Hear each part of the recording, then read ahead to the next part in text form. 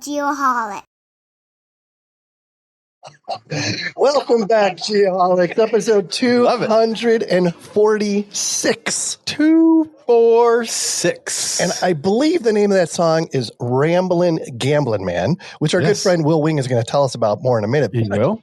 I feel like I have been a ramblin' gambling man the last 2 weeks. Yeah.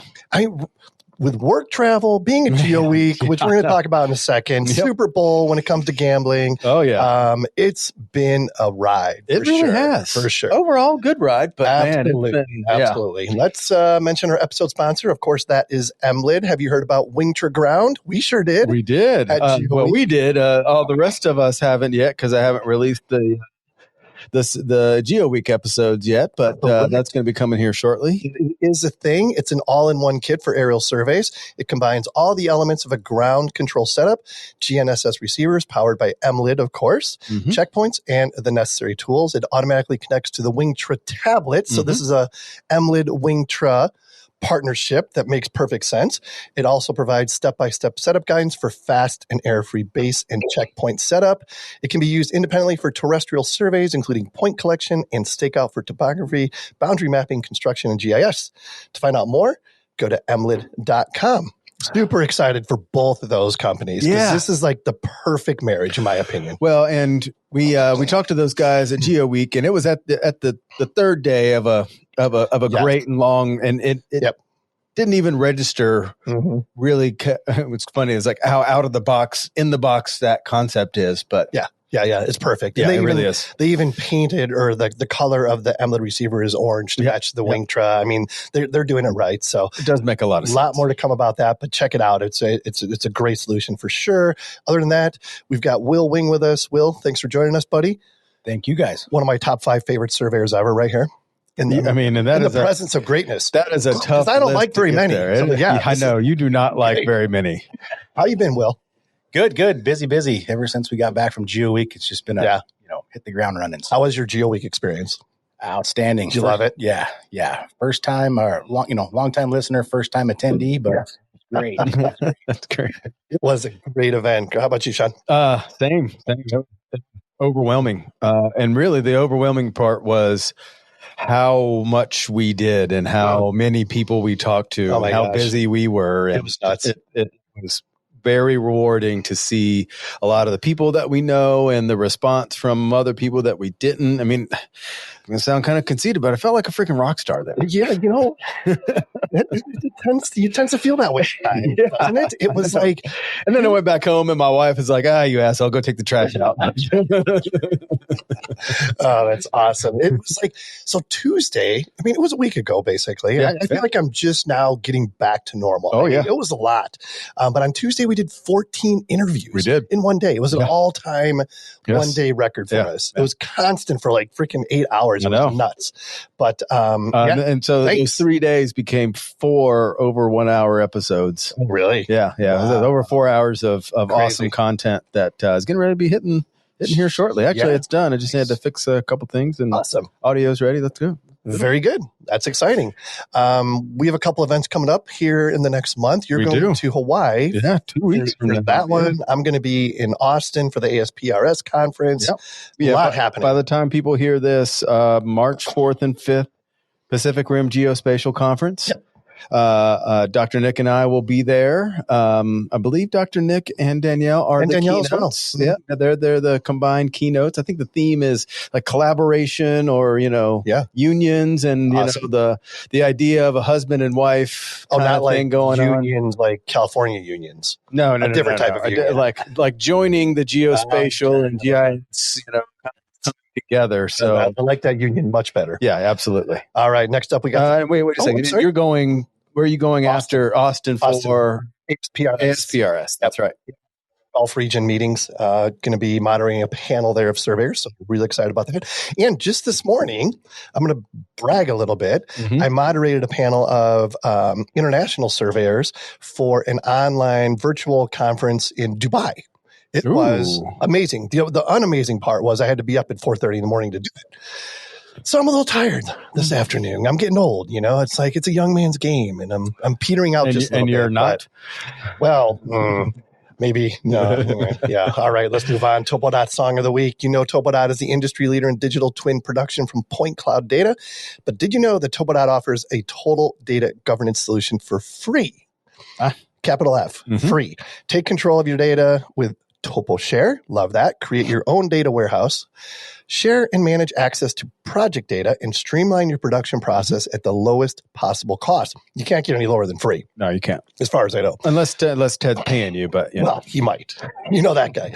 Discover TopoShare and more at the Topodot Users Conference, which we will also be at, happening May 5th through the 9th in Orlando, Florida. Yes. Registration is open now. To find out more, go to topodot.com. Will Wing, what can you tell us about that opening number? Wow, it was an awesome, and I already like Kevin's style because of this song. But Bob Seger, Ramblin' Gamblin' Man. Bob Seger is an American singer-songwriter and musician known for his distinctive raspy voice and blend of rock, folk, and blues. He was born on May 6, 1945 in Detroit, Michigan. Seger gained popularity in the 1970s with hits like Night Moves, Turn the Page, and Against the Wind, and Feel Like a Number. Yes, his lyrics often reflect themes of working class life, nostalgia, and personal introspection. Seger and his Silver Bullet Band became iconic in the heartland rock genre, and he is considered one of the most successful rock artists in American history. He was inducted to the Rock and Roll Hall of Fame in 2004. And I have another side note that I remember watching a documentary, and did you know that was that documentary Risky Business? Good one.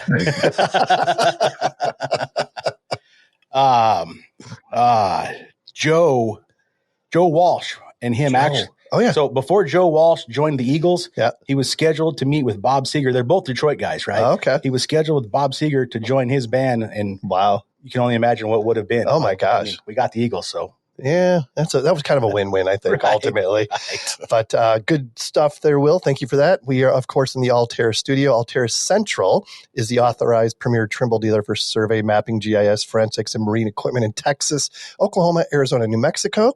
Weren't you just in New Mexico? I was in New Mexico this morning. As a matter of fact, did you stop by Altair Central and pick you up a R12 or something? I was in Albuquerque for less than 24 hours. So that's a no. Yeah, that was a no. They also offer field supplies and can deliver them right to your job site, all backed by a service department with one of the fastest turnarounds in the nation.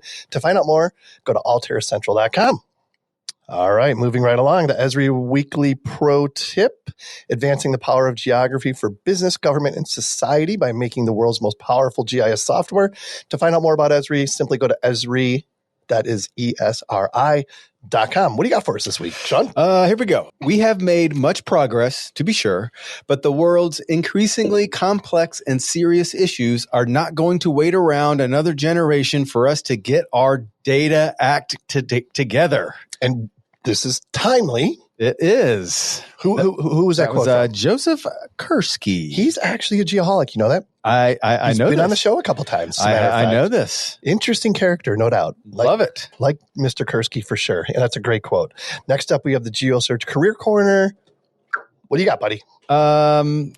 With their targeted reach with over 34,000 followers on LinkedIn alone, GeoSearch connects you directly with individuals who match your job requirements.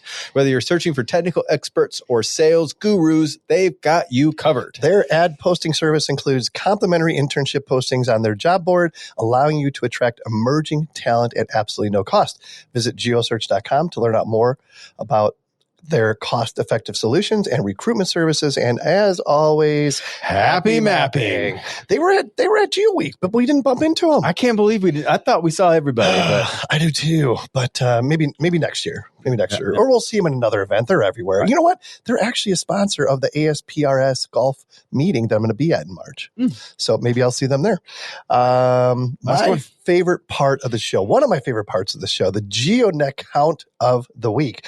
GeoNet, of course, is the world's largest blockchain-based RTK network providing RTK service, precise enough for professional survey, construction, and drones. Current count, 13,319. That's up from 13,061 last week. Wow. 4,377 cities, 142 countries. crazy amount of growth, That's still awesome. growing. Find out more, geodnet.com. That's geodnet.com. Be sure to click on the Find a Hex tab to see if you can put one on your house or place of business and start making money. I got to get that done. You've been talking about it for like a long month time now. Yeah. You know what? I am going to make a commitment. Oh, these always last. Hold on a second. Not next week. And within the next 2 weeks, I will have a miner on my house in Pine. Hold me to it. Speaking of wagering, yes. I would like to wager. I will take the over on 2 weeks. I will take the over on 2 weeks. Okay. I'm going to make it happen. All right. Let's get our guest in here. Of course, our guest is sponsored by Trimble, dedicated to big thinking innovation. Together with their worldwide distributor partners, the Trimble Geospatial team is working with current and future generations of surveyors for a more sustainable future. Find out more, go to geospatial.trimble.com. We've got Kevin Pomfret with us. A little bit about Kevin before we loop him in here. Born in Sacramento, California, and grew up in, is it Rentham? I'm sure I said it wrong. No, that sounds good. Rentham, Massachusetts. He attended Bates College in Lewiston, Maine, majored in political science and minored in Russian, of all things. Was also on the men's basketball team. He looks shorter in the video. I'm not sure how tall Kevin is, but you never can tell. You never can tell. Hobbies include golf, working out, reading and watching non-U.S. movies and television shows. He's a lawyer that focuses on practicing geospatial law. Did you know there was such a thing? We have a lot to learn tonight. I know. I'm very excited. I can't wait. Career highlights include publishing geospatial law, policy and ethics, where geospatial technology is taking the law. You know, he's the third author already this year that we've had on the show. That is crazy. You ever think about like what you're not doing? We've had 3 authors on the show so far this year, and I think I'm further away from writing a book than I was when I started this year. You can barely write a sentence, I know, let alone a book. Yeah, exactly. Kevin, welcome to the Geoholics. Thanks for being here. Thanks for having me, guys. Absolutely. We're very, very excited that you're here. We appreciate your time. How in the world, first of all, you got to say, tell us what geospatial law is. So geospatial law are the legal, policy, regulatory issues associated with the collection, use, storage, sharing, analysis, and distribution of geospatial information. I like that you kept that simple. That's good. Although I know it's much more complicated than that. Well, and I got to follow up real quick. Sure, please do. Geospatial information, how big do you draw that circle? I draw it as big as anything that is location enabled. Like it. That is a massive circle. Yes. What about the metaverse? That's interesting. When I say geospatial, it's tied to Earth. There's some question about not the metaverse necessarily, but a space domain awareness. So you turn the sensors that are looking to the Earth and you tie them to space, other satellites, other planets and stuff. Is that considered geospatial? And I think it is, but it's just spatial, right? It's not geospatial. But I think the real focus of the legal issues are when you add location to a data set, it makes the legal issues much more complex than just a typical data set. And so because location is so powerful, it's so versatile, it's collected in so many different ways, there's so many different applications, and that's where the legal complexity becomes involved. But it's still a location in reference to the Earth. So you could go in space as long as the satellites or their position is still, the location that you give it is still relative to Earth location, not just space location. That's the geo part, my friend. That's the geo part. Yes. Yeah. It's funny because I think that there's more of a physics aspect to spatial and space. Right. Yeah. Space domain awareness. Yeah. And the Geoholics haven't established the coordinate system for the metaverse yet, so those don't. We're on it though. Those don't have locations. I own a house in the metaverse. That's all I care about. I know, but you don't know where to find it. So I am evicting your ass. Get out. Yeah. Oh man. So Kevin, what's your background? Like, how did you get so entrenched in the geospatial law side of things? So I started out as a satellite imagery analyst with NGA, or with NPIC, which is a predecessor to NGA, back in the mid 80s to early 90s. Wow. And I worked on Soviet missile space programs and testing, did a lot of work in arms control. And when the Gorbachev took over in the Soviet Union and things started to change, I realized I needed to relook at my career decision because the trajectory was going to change. The Soviet Union was changing. So that's when I went to law school. I came out and became a corporate transactional attorney, young associate, doing the things that you do. But I retained an interest in, like everyone in this community, once you get hooked, it's hard to get out. So I retained an interest in the technology and the applications, and saw some similarities between the legal issues that were developing and and where the technology was going to go. The title of my book is where geospatial technology is taking the law, because I really think it's pushing the limits and some of the things that things are happening. I like to say that the geospatial community is big data before big data was cool. And so a lot of the issues that we're seeing now around AI, for instance, the geospatial community, I think, has been dealing with for a number of years. And I just sort of focused in that area. My practice, my career, I've been doing a lot of things with internationally and in the U.S., working with businesses and countries and governments. And I find it fascinating. I'm a big believer in the technology and applications, but I also think that there are a number of legal issues that the community doesn't really appreciate. And that's part of the work that I'm trying to do. Yeah, I love that, because I'm looking at it from my perspective, and I never, in all the data collection and everything that I do, I don't even think about the legal aspects of it, to be honest with you. We talked a little bit about it during Geo Week. I don't know if you remember, but there's some interesting questions we'll get to later that really did you actually take notes for this episode, Sean? Yeah. My God. I'm always prepared. Whatever. So on that note, what are like the most pressing legal challenges facing the geospatial industry? I think there are probably three that come to mind. One is, I think, privacy and how the privacy law is developing and how location fits into that, because location privacy is so much more complex and harder to define than other types of privacy. So I think that's one, and we could talk about that in more detail if you want.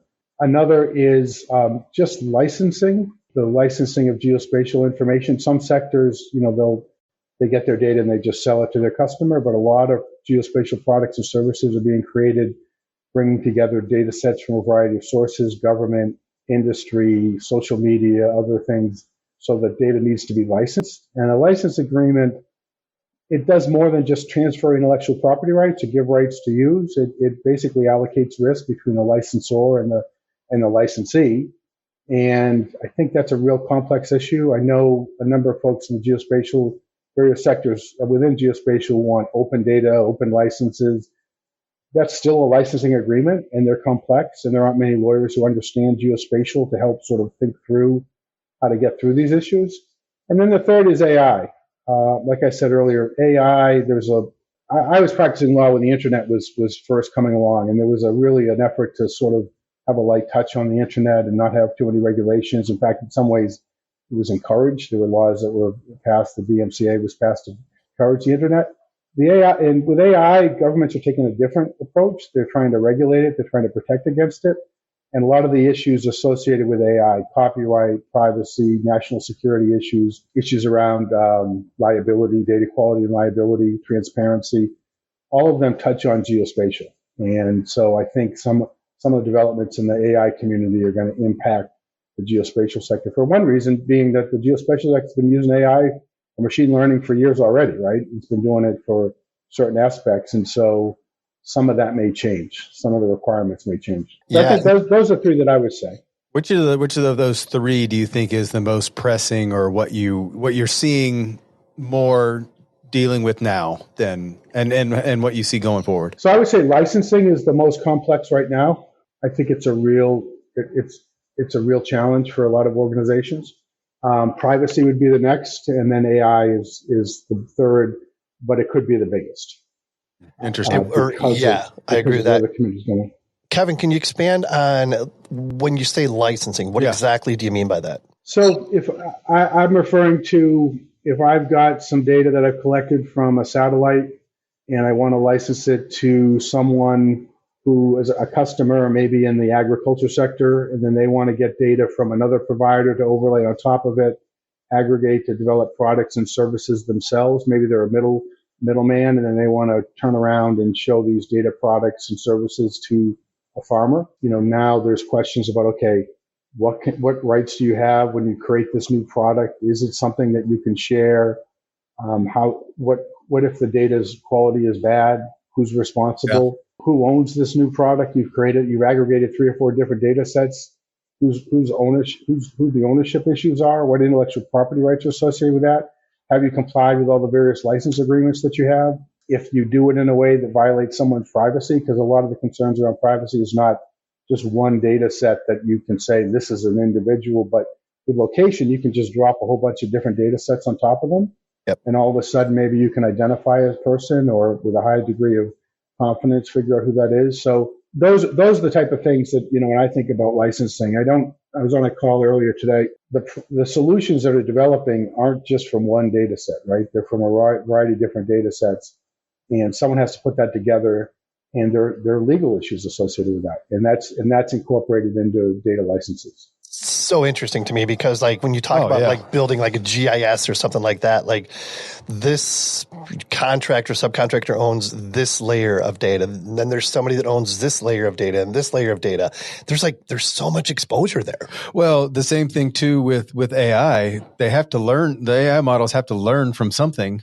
What data sets are they using? And then how do you get, and what if they, who owns the data that the AI uses? And then how does that, if that's not accurate or and who manages that, Kevin? When you say licensing, who is responsible for who's the boss? Who's deciding the rules on this licensing? I mean, besides the law itself, I mean, is there other entities that are the hierarchy? And before you jump in on that, Kevin, that's a great question. Well, the only thing I would like to add is it's almost like the law, the technology is advancing at such a rapid pace. Are the laws there to manage this, or are the laws having to catch up to where technology is going? Okay, Kevin, that was 7 questions. Go ahead and fire off answers for all those. I'm going to do it alphabetically if that's okay. That's just how I have it in my head. There's no one authority that's responsible for managing all of that, right? So the person who manages it or who's responsible for it is often the data licenser. So if you license your data to someone, you've got a contract or a license agreement that tells them what they can and can't do. If they don't do it, then you have a right to bring an action, a lawsuit against them to comply, right? So then you go to the courts to do it. Now, if the data set is subject to copyright protection, and some geospatial is subject to copyright, imagery, for instance, certain maps are subject to copyright, then you've got copyright law that applies to that as well. And that's granted by the federal statute. And so even if you don't have a contract, you can use copyright law to protect your intellectual property. So there's no sort of responsible agency that manages this or responsible for watching this. It's just how the ecosystem's going to work. Now, I will say that, this is how, the music industry that's how the music industry works, right? That's how Netflix works. When you go to, so I was traveling here recently, and some shows that I could get in the U.S., I was overseas, I couldn't watch because the license agreement is only for them to show the movie in the U.S. There's a whole bunch of lawsuits, as I'm sure you remember, because we were talking about how long ago we graduated from high school, around Napster and things around, lawsuits around the intellectual property. This isn't new. It's more complex than with music, I think, or because of the way the data comes together and because of the way that, all the different things you can do with it. And then I think it's even more complex because location is such an enabler of data sets. But the legal concepts, the legal principles are, relatively the same. Now, I will say that AI is changing that because there are a number of lawsuits that was, yes. No. Keep going, please. Keep going. Oh, okay. Speaking of AI, I was locking our camera by holding my hand up that way. Okay. I do some teaching, so sometimes I get that. So AI, one of the things that are being looked at in courts and even the Copyright Office or internationally is what rights do people have to web scrape, right, and collect information off the internet and then use that for training data or to develop their own products and services. And that's an issue that traditionally people have thought was okay, but the courts are taking a look at it. And I don't think anyone can say with 100% certainty what it's going to look like. And actually, one of the unique things about AI is there are different AI systems, right? Some use transformers, some use diffusers. How they go about that, the courts could decide differently as that as well. So those are the type of things that I think are happening. The question came up as to whether laws are keeping up. The answer is no. But we really don't want the laws usually to get ahead of the technology or ahead of the applications, because us lawyers will screw it up, right? So you want it to be reactive, but the challenge here, I think, in my opinion, is you also need to have a geospatial community that's active in the policy and legal world to make sure that when laws do develop, that they're protected and they take into consideration, one, the unique aspect of geospatial, but also the importance of geospatial for all the different things they can be used for. Hey there, Geoholics. Got to tell you about our friends at David Evans and Associates. At DEA, they join their clients to make a positive difference. DEA is a recognized leader in the design and management of complex transportation, land development, water resources, and energy projects nationwide. They combine the talents of engineers, surveyors, planners, hydrographers, landscape architects, and natural resource scientists to provide their clients access to a complete range of services. In addition to that, DEA's philosophy, core purpose, vision, and values strike a balance between freedom and responsibility, guidance and accountability, and economic progress and environmental stewardship. DEA is consistently ranked among Engineering News Record's top 100 peer design firms in the U.S. and among leaders in many of their local markets. To find out more, visit www.deainc.com. I have so many questions. Well, yeah, you go. No, I'm not ready yet. All right, I'll go. Yeah. From a liability perspective, we're collecting more data now than we ever have before. Where do you draw the line when it comes to liability? Is it when you provide this data to a public source or something? Like I'm just trying to get a better understanding of what liability looks like when it comes to geospatial. What do you mean by liability? Like whose liability are you asking about? The person, surveyors. Yeah, okay. The person providing the data. Okay. Yeah. So surveyors, and I don't have any particular expertise around surveying, but surveying is generally, regulated at the state level, right? And so there are requirements that you got to go through to get licensed. There are state laws and there's procedures in place. So at the state level, and for surveyors, I think it would be the state code, and then what you have in your agreements with your customers. Those are the two areas that I would look at. But a lot of the industry is not subject to licensing, is not subject to state codes or anything like that. So for them, most of it's contractual based, and between, okay, if I'm giving something to you, and now you can disclaim all representations and warranties. You're buying this as is, right? Or you can add some representations and warranties in there. I mean, it's really between the buyer and the seller, the licensor and the licensee in this particular case, as to how to do that. Now, that's for if someone were to get injured, if the licensee, the person that was acquiring the data, was to get injured and the data quality didn't meet the particular didn't satisfy a particular requirement, wasn't accurate enough, wasn't precise enough, or whatever. But if a third party got injured, right, that's a different thing, right? Because I haven't entered into a contract with either one of you, but because of someone's fault, I got hurt. And the way that I look at that is, as a third party and as a lawyer, I'm going to sue the lot of you and let you figure it out, right? I'm not in a position to know who's responsible for what. So I'm going to make you, tell me who did what data you collected, how you processed it, and things like that, to try to find someone liable. And often you're looking for the party with the deepest pockets, right? The biggest insurance, that sort of thing. So it's a complex issue, and it doesn't happen much, but if you're on the wrong side of it, you can, it's not a good place to be. Not a good place to be. So we're in Phoenix, and we have Waymo here. right? Obviously, the autonomous navigation comes into play there. What, like, in a situation like that, what are the liabilities?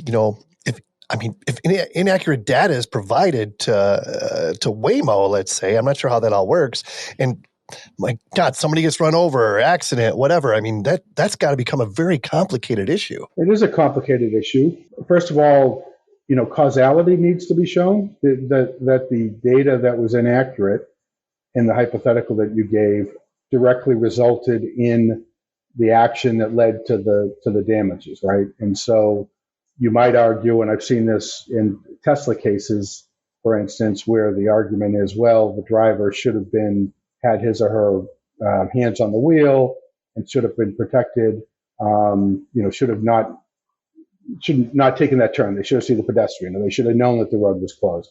But it's not an area that there's a lot of certainty right now. And again, because it varies state to state. So there's still a lot of work that needs to be done in terms of how that's going to play out. Now, whether that's through courts, whether that's through contracts, whether that's through insurance, the insurance companies will probably have a big say in this as well, in terms of if you're going to have a Waymo, you're going to have to, and we're going to cover you for accidents. We're going to charge you X, Y, and Z to make sure that if there's any lawsuits that we're covered. So the insurance is not a legal it's not a law, but it does have a big say in how these laws and regulations apply. And then, contracts, obviously, there's a greater protection for consumers than there are for businesses. And so again, the reason you sign those disclaimers in certain automobiles when you get in, they're trying to get you to waive any liability that they may have and take on responsibility.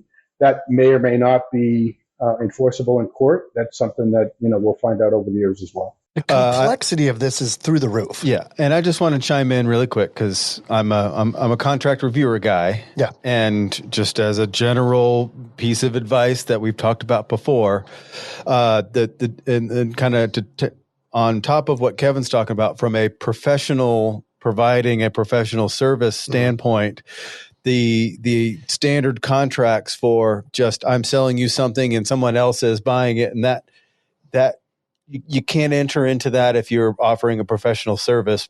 You have to tie in your professional liability, and you can't tie the things that you're doing as a professional that could be then taken, and it must go back to something that you did wrong, not just because then it really gets messy. And my point again is, don't just sign a contract that a contractor or somebody gives you. Make sure you understand what you have to and what you understand what the indemnification is, and reach out to your insurance provider to give you guidance, because you can get into a lot of mess if you, as a professional, provide data to somebody then uses it differently. You can get wrapped into something that you didn't think you were wrapped up in. That might be the best advice you've provided all year. I think so. And the year is young. I mean, we're only 6 weeks in, but that was amazing, Sean. I appreciate that. Thank you. That was amazing. And I'm sure Kevin would agree. Yeah, I would agree with that, and I would even go one step further, because I have practiced for more years than I care to admit. When I first started practicing, contracts between parties was not considered very sophisticated.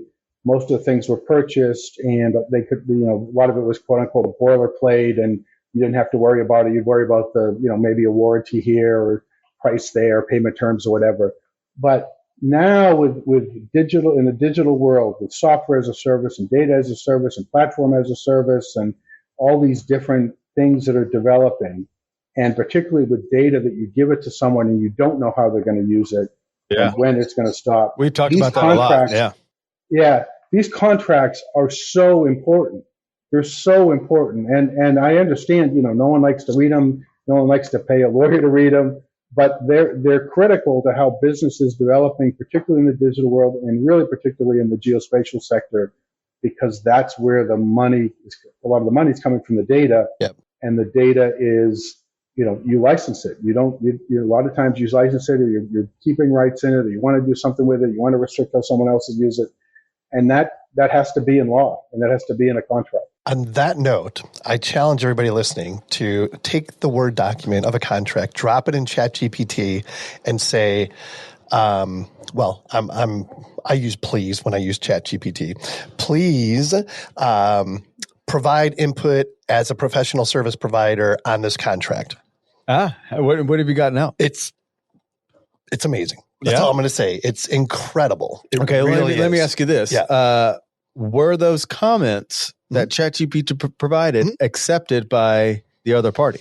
That's not up to me. Oh, okay. That's not up to me. But you haven't seen that. Okay. Yeah. I mean, I've provided those comments for others to review. Right. Okay. Right. But it was like for somebody who doesn't have a legal team. Fortunately, I work for a company that has a legal team. But for a smaller company that doesn't, I'm just saying it's another tool in the toolbox. Right. And I guess we can circle back into Kevin, and I can ask the question this way. Traditionally, it's been that standard. Here's as a professional providing data or information. Here's what my insurance can be, and I should be liable for, and should indemnify you. You indemnify me. What changes have you seen in this, new wave that we're going into, where there's so much more data and so many more providers providing data? What have you seen change as far as the liability issues that have come since then?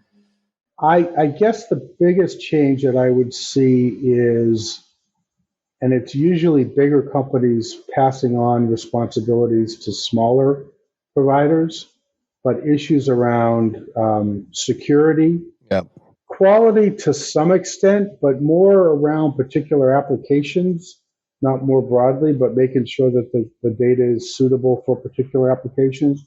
But issues around data protection, cybersecurity, privacy, sort of ancillary type requirements that are often getting put into agreements right now, and too many people are accepting without really understanding what that is and what that burden is putting on them. That's really important. That is important. We're not even thinking about that as much. I mean, we're covering our own butt. We're just assuming that true. We live in a place where that's not an issue. Like, nobody wants all that data, no big deal. And what I hear is that is a big deal, and it's something we should pay attention to. And so many people, it's just like, we don't know what we don't know. Right.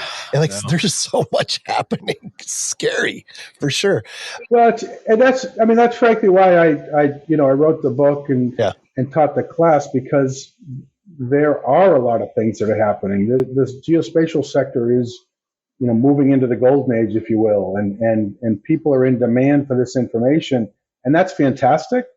But that comes with responsibility, right? That comes with things that you need to, first of all, it comes with lawyers, right? So if you start selling products and services to big government agencies or to big enterprises, they got a bunch of lawyers, and they're looking at this, and they don't understand the technology, they don't understand the data or the use cases, but they know how to protect their business, and they're not gonna get fired for saying no, but they could get in trouble if they say yes and something happens. So they're gonna be protective, and you need to understand what you're signing up for. You need to understand where to push back on so that you can protect yourself.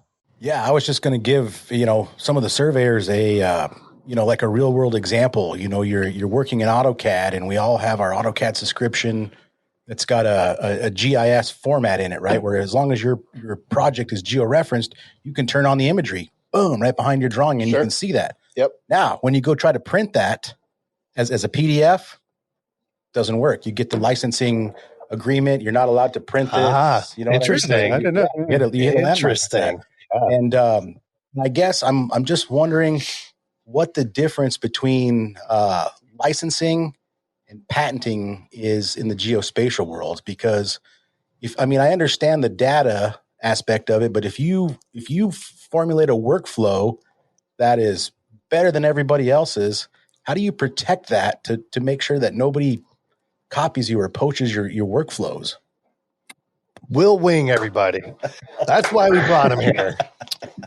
So that's a really good question. I'm not a patent lawyer per se. Not a patent lawyer, which is a very technical, specialized field, and you need to understand IP and patent and also sort of engineering or things like that. But but you can, may be patentable, and there's a whole process involved to protect yourself through patents. But, not everything, you don't always want to patent things, partly because of the cost or the time associated with it, partly because then you have to disclose it in your patent, and then someone else can come along and just tweak it a little bit and say, well, now this is mine and it's not yours.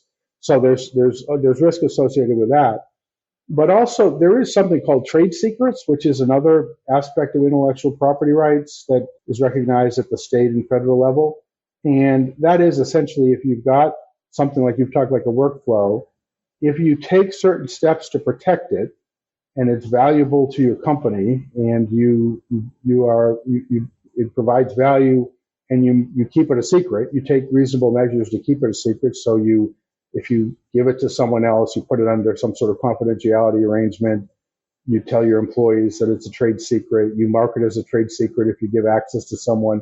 There are things that you can do to protect it. Then if someone were to come back and breach that, former employee or another company, you do get some protection there that you don't have to patent it. And I've seen a number of geospatial companies choose to go that route rather than go through the patent process. But I can't give legal advice as to why one is better than the other. I would need to talk to a patent lawyer. Yep. Yeah, it just seems with all this, the latest and greatest technology, anybody with a big enough pocketbook can buy it. But being able to package all that into a deliverable is really a trade secret. I mean, everybody does it different. And technically, they just need to listen to about 5,000 hours of Geoholics podcast episodes, and they can probably figure it out. You might actually get a degree in that. Yeah, I think you could. It's just really interesting. Definitely. So when we were at Geo Week this last week, it seems like this is our third year in a row we were there, right? Yeah. I think. Yep. And every year there's been a topic, right? Oh, yeah. That came up. There was a buzzword. What was it? 2 years ago, it was like democratization. No. Last year it was democratization. Yes. And the year before, I think that's when everyone was talking about AI for the first time. It could have been. Because that's where we first started. That's where, the early guys were saying, hey, this is coming. This is coming. And hey, I got this thing and I can draw a line for you instead of you drawing it. And they're like, go, whatever. And now that's so far established, it wasn't even a topic anymore. It's just part of the program. Yeah. What was the buzzword this year? Before I get to that, I just came to my mind. What would Chat Geoholics look like? Man, if we could create a machine learning thing that only used what we talk about on this show as information, I do not want to hear what that says. I think that would be so messed up. It would just like crash itself. Like, I think we'd change the world for that. Have a killer soundtrack though. It would be a killer soundtrack. So the buzzword at this year's Geo Week was spoofing and jamming. Spoofing and jamming. He was talking about spoofing and jamming of satellites and GPS signals and stuff like that. I want to circle that back to liability. Because now it seems like, that wasn't the right spot. Well, I was spoofed. It was jammed. Yep. Sorry. Good luck to you. Yeah. Can you speak on that a little bit, Kevin?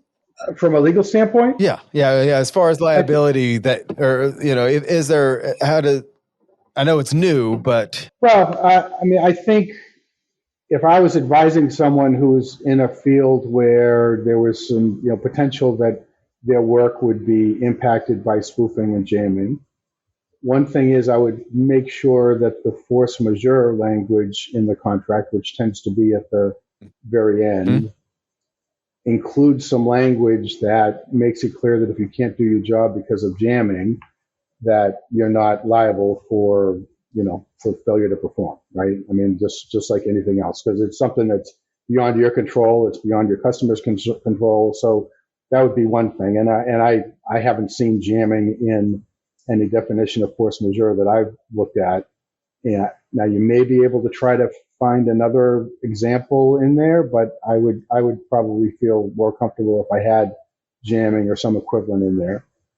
In terms of spoofing, I might include some, depends on what representations and warranties you have about the data accuracy or what you're delivering, but I probably would include something in there, a disclaimer, if you will, that in the event that there was if there was spoofing or something going on, the technology that you use, and particularly if it was technology from a third party, was somehow degraded, that, you wouldn't be, you aren't going to be responsible. Now, then the question becomes, how do you prove that, right? How do you document that that's happening? And that goes back to the workflow question in terms of, what do you have to make sure that you do that, and what policies and procedures? So if you're in a field where that's a pretty common thing, which if it was at a GeoWeek and it made it to the top of the list, it must be happening in some sectors pretty regularly. I mean, I see it anecdotally, but I'm not looking at it following it as closely as that. Then you probably would want to make sure that you have some pretty tight language in there that if that is happening to you or your work, that you're not responsible for that. And then you'd have policies and procedures that you could document that if it ever got to be an issue. Yep. I like that. So I have a question for you. Let me figure out how to frame this. I'm sure I'm not going to do it correctly.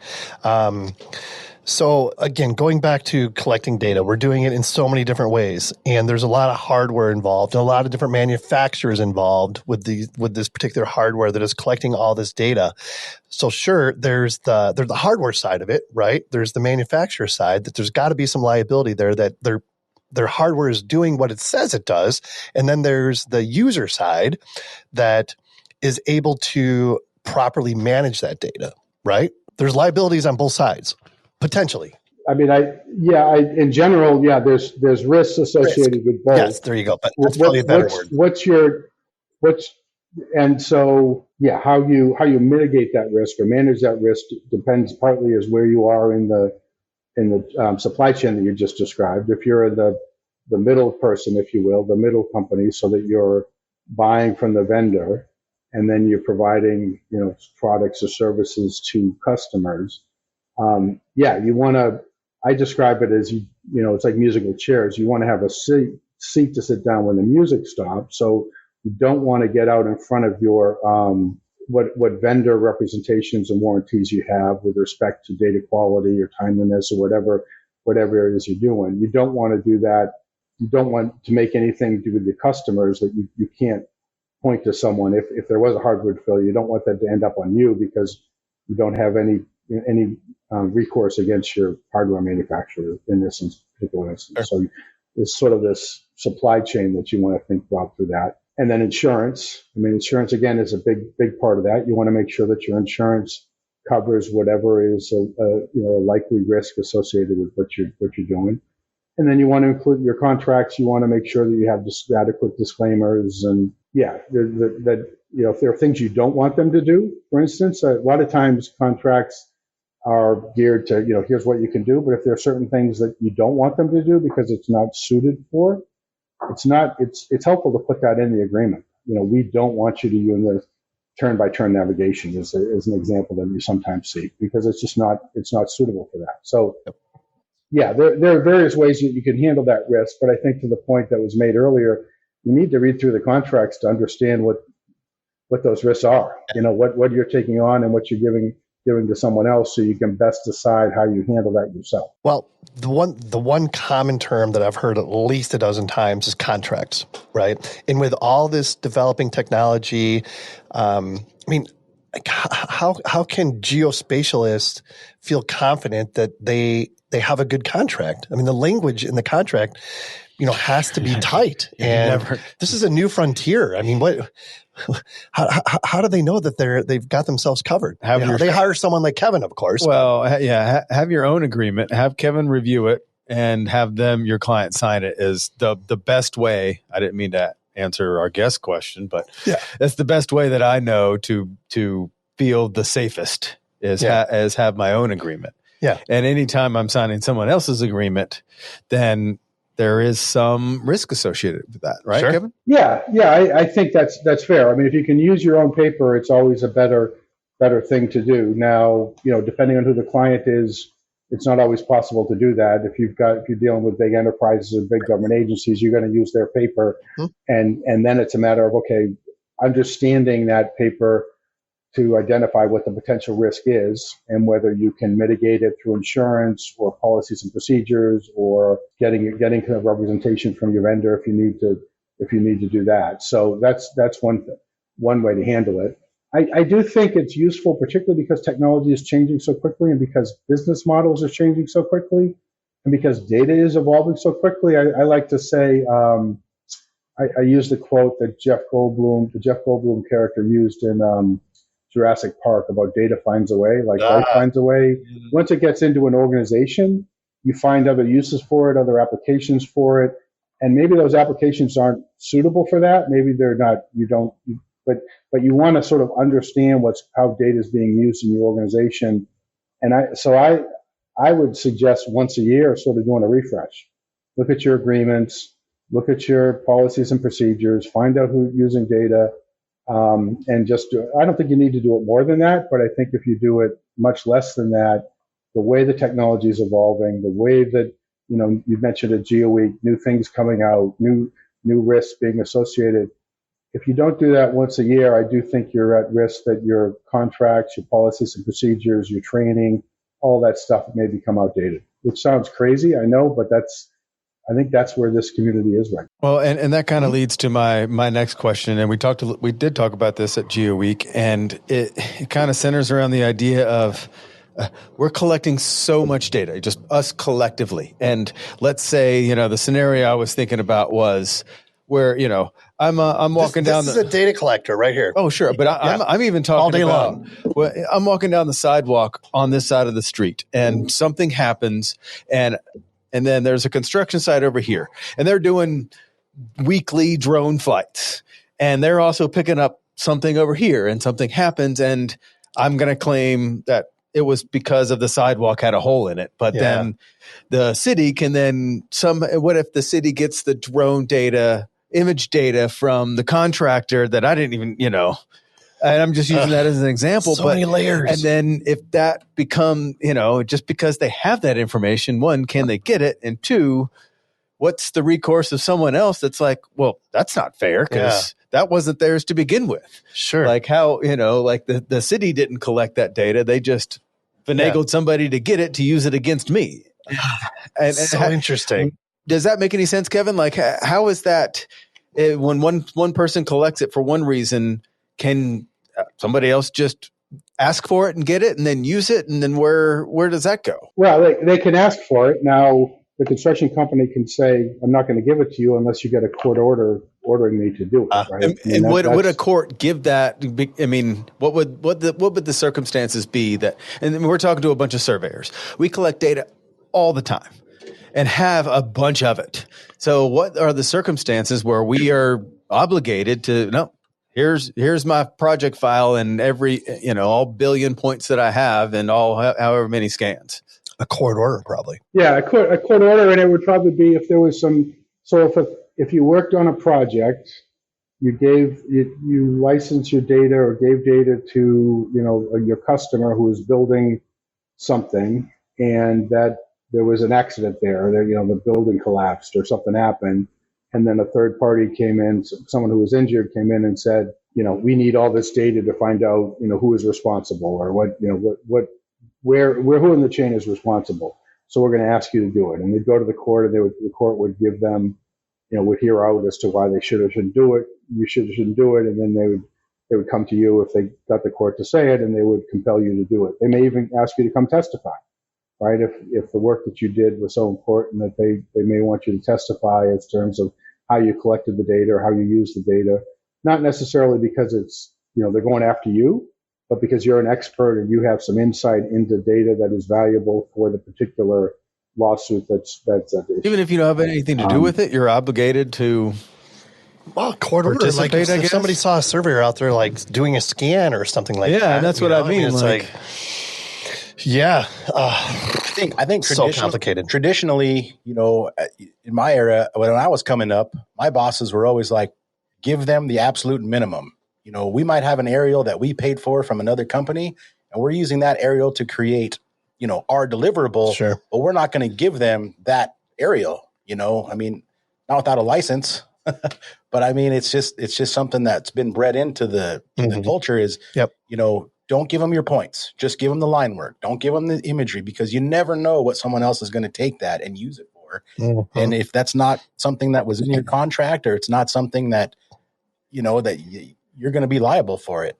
one way or another. And that brings me to the next point. Well, I want to ask Kevin that question. Yeah, go ahead. Are you liable for that in that scenario just because you provide it? So this is if you gave someone a larger data set than they necessarily needed or they had necessarily purchased, and then they took it and they did something with it and someone else got hurt? Yeah. Is that the question?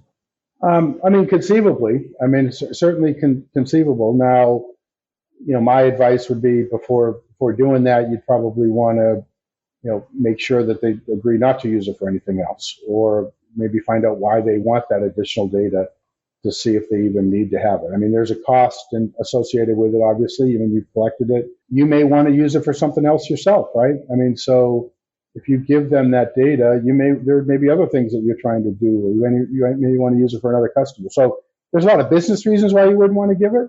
From a liability standpoint, yeah, I think if there's anything particular, so if it's aerial imagery and, if there were some privacy issues associated with that, you might want to make sure that, or it's like you said, whatever your contract is or license agreement is with the aerial provider, do you have the rights to give that away? You may have say that you're only going to give certain things. So the liability, I wouldn't say it's a high risk, but there is certainly a risk, and so you would want to protect yourself by having some language in there that says they aren't to use it for something, or you might want to suggest that they indemnify you if they do use it and some third party gets injured. I was thinking of the point earlier about contracts and how many times you mentioned contracts. I really struggle with these conversations because I know it sounds like I'm trying to tell people to worry about every particular thing and you're going to get sued all the time. That's really not. Nope. I don't think that's the reality that you face. I do think things are changing. I do think it's important to have a good sense of your business and your customers and the data you collect and how you use it. And I think if you have that sort of mindset, I think you'll be fine most of the time. And if you're not, you'll have sort of the mitigation measures in effect to protect yourself. Yeah. Well said. Yeah, well said. Right. But you're asking. You're about to get to another point before I interrupt you. The next aspect of that is security, right? Cybersecurity. So we're in charge of holding all this data for 9-10 years. The statute of limitations. And what if somebody broke into your system and took all that imagery and started selling it or doing bad with it, right? I mean, besides.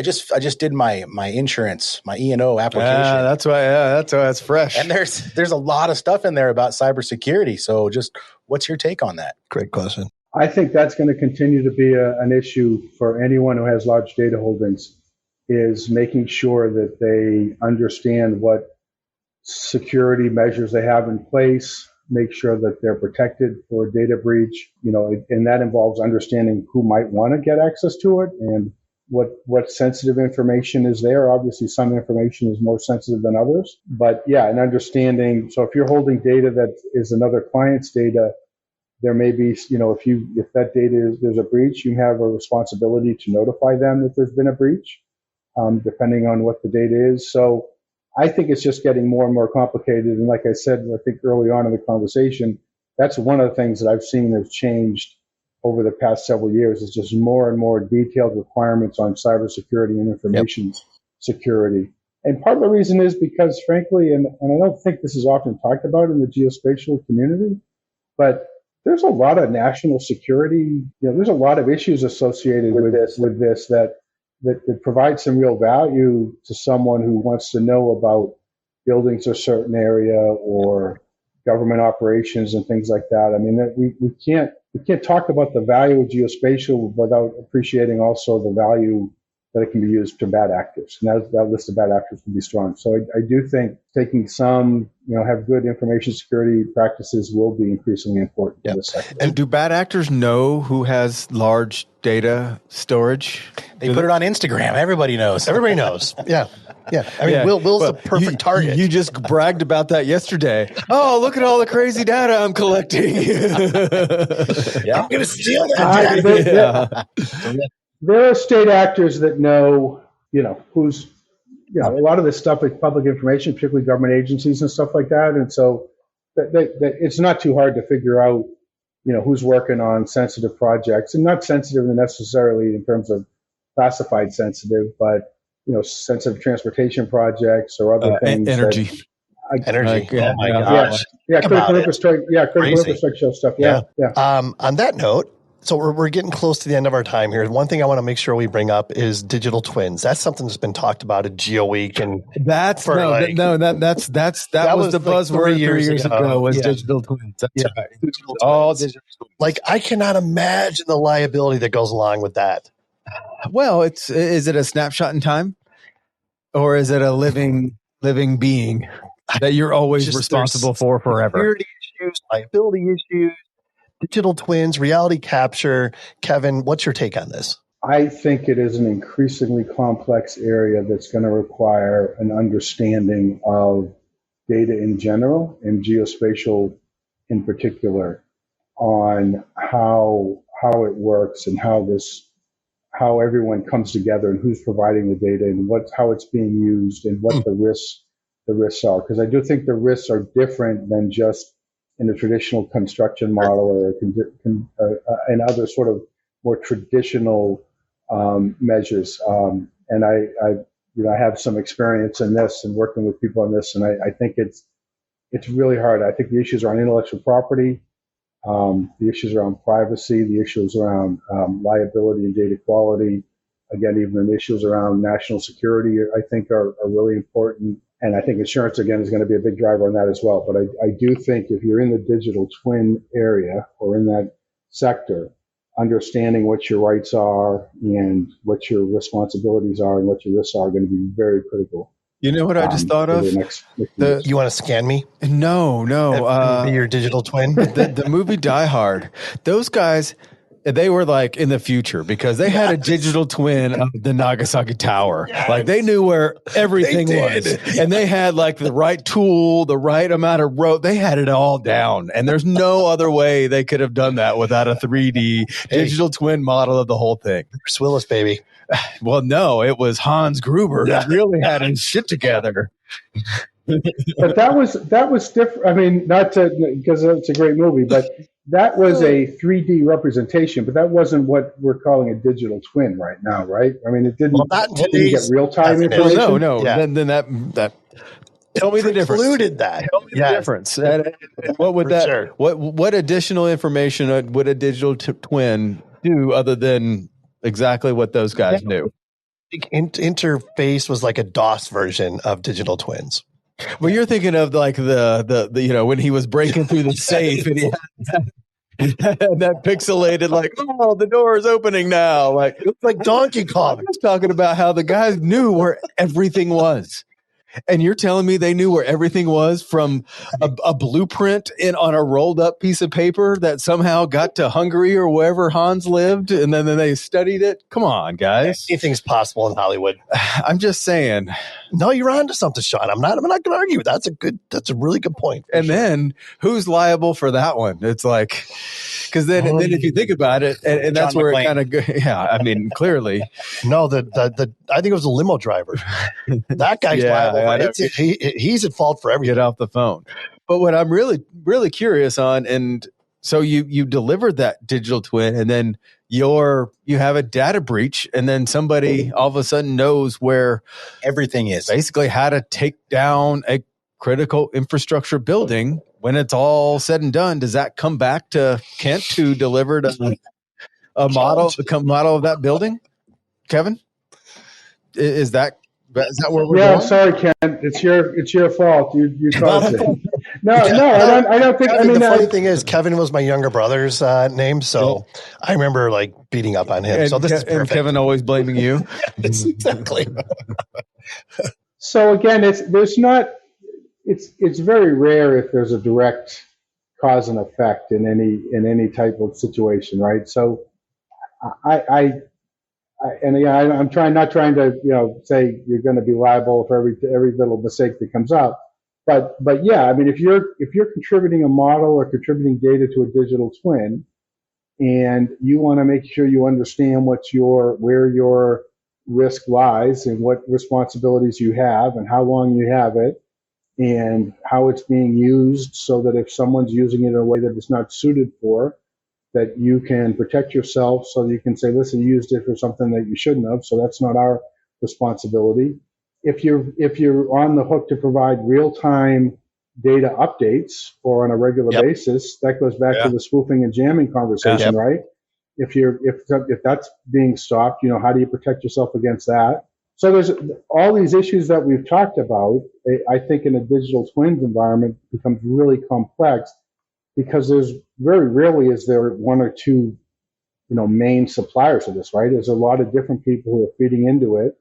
And then you got digital twin, you could have before it's built and during build and after build, and there's different risks associated with that, and different, how long do you have to update it? When do you need to, my data is only good for this long, and then you need to, update it or something. So there's which impacts the business model and the revenue model and all of those sort of things. So it's really complex, and like I said, that's why, a bunch of years ago when I was practicing law, contracts and things other than big purchase contracts and business and stuff weren't as important, I don't think, as they are now for businesses that are trying to figure out how to deal in this new reality.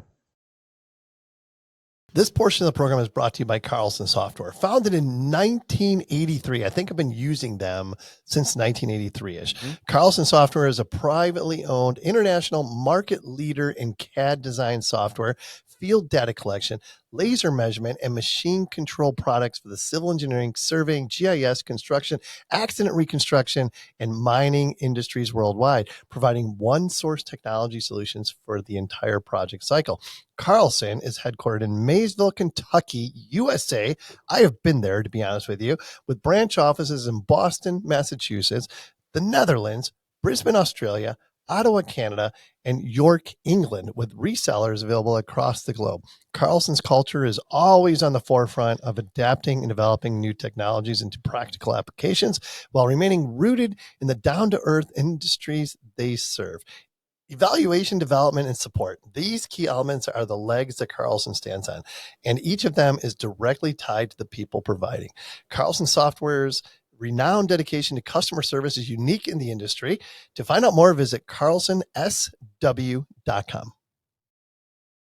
One of my takeaways is, first of all, Kevin, you are the man when it comes to geospatial law. There's no doubt about it in my mind. There is so much happening right now. What's something? You got something else? Go. Keep going. Do you have a question that I'm not going to let you answer? I just looked at you while you were talking. Why didn't you give me that? Because you were like impressed by the energy I have right now, right? I've been up since 4:30 in the morning. Why can't you just leave it at that? I have no idea. I do have another question after you get done. But I want you to finish. No, you should go first then. You want to wrap it up? Okay, so I do have a quick question, and it goes back to data and collection and back to AI and learning. Have you had a circumstance yet where, or is there an issue with AI learning models and how they acquire data sets? And is there a legal obligation to or not to provide data sets to machine learning to help their product, right? Good question. I know it took a while to get there, but you got there. That's all it matters. You got there. You're gonna get upset about this, but I was distracted by the hand movement. So what's the question? What's the question again? Will came up with an AI model that could do this crazy stuff, and he wants to buy every bit of scan data that I have and every bit of every project that I have just to make his enhance his thing and make it smarter. What's the legal aspects of that? And is there downstream issues if I sell him my data just to make his thing better? Is that going to affect me at all? And is that a moral thing or is that a legal thing? Like where does that come in? Yeah, well, Will's wife is hoping he can make his thing better too. So it's full circle. Yeah. I think as in any transaction, your agreement between you and Will sort of set forth a lot of the obligations in terms of the data. And if you say there's, you're buying this as is, or you license this as is, I'm not making any representations, you take it, whatever, then yeah, I think you can protect yourself on that. If you're negotiating something where he wants the data because for a particular application or a particular use, and you've sold them for that, to give it to that, and you've said, I promise this has been collected in a certain way, or it's only, it's suitable for this particular use, then obviously your risk gets higher. If you haven't collected that yourself, but you're aggregating it from other data providers then you're sort of processing it or cleaning it up or doing whatever, then you may have a responsibility to them. Yeah. Right? And you'll have an agreement with them. So you need to think about that. Will may have some responsibility. So if he's creating, and there's the Virginia legislature just passed an AI bill. It still needs to be signed by the governor, but for certain high risk activities, there are disclosure requirements in terms of transparency about what data you used and how, letting consumers know how it's being used so that if they have any questions or concerns, then they would have someone to go to, because the people are concerned about this black box, right, and no transparency. So there's several things along the way that you would want to think about as you got into this field. And I think that we hadn't talked about that yet, but that disclaimer of, okay, here's my model, here's the data I used to generate it, and I just feel that that's where this is all going. I feel that ChatGPT is going to start saying, hey, by the way, everything we provide you is just based on what we find on Google and other and maybe it goes associated with every other AI machine or anything. This is what we use to give you this answer. Because right now it is a black box thing. You're just like, take it for what a black box is happening right now. And there's so many legal issues with it. I mean, just like with ALTAs, I give you that data, and then 3 weeks later, your attorney calls me and wants me to certify it. Do I certify it, Kevin? Kevin's like, what's an ALTA? Yeah, exactly. I don't know why you would, but I could just certain circumstances why exactly. You right. The first answer is, well, make me. Right. Exactly. All right, Kevin. So anybody that's listening right now that is intrigued, which I'm sure is 99% of our listeners, sure. How can they get in touch with you? How can they find out more about the guidance that you can provide? My law firm is Williams Mullen, I'm based in Northern Virginia. Feel free to reach out, go to the website. Kevin Pomfret, for good or for bad, if you Google that, you'll get more about geospatial law than you could ever want to know about. I've been talking about this for a bunch of years. But happy to have people reach out to me by email or phone and connect on LinkedIn. I'm on LinkedIn as well.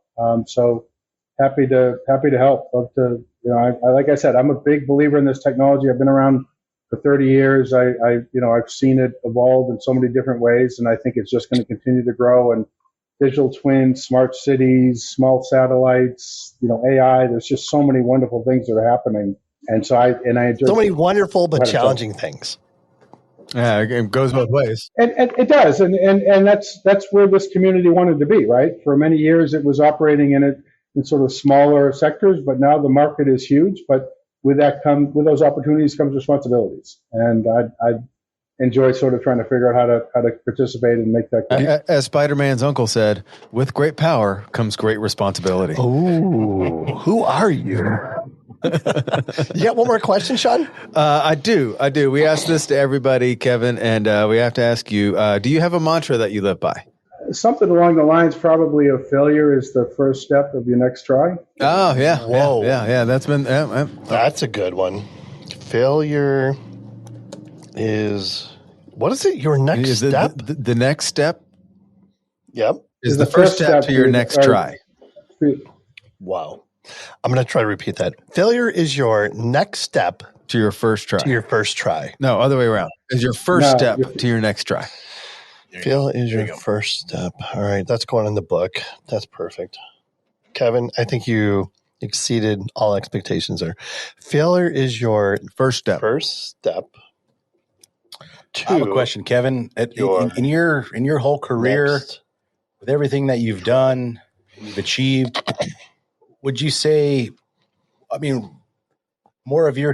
what percentage of your success has come from who you know versus what you knew? Ooh, that's a great question. I have been fortunate to get to know a lot of amazing people because of what I know, because I am, because of what I do, and I'm one of the very few people to do it. I've had an opportunity like this to do things that I never.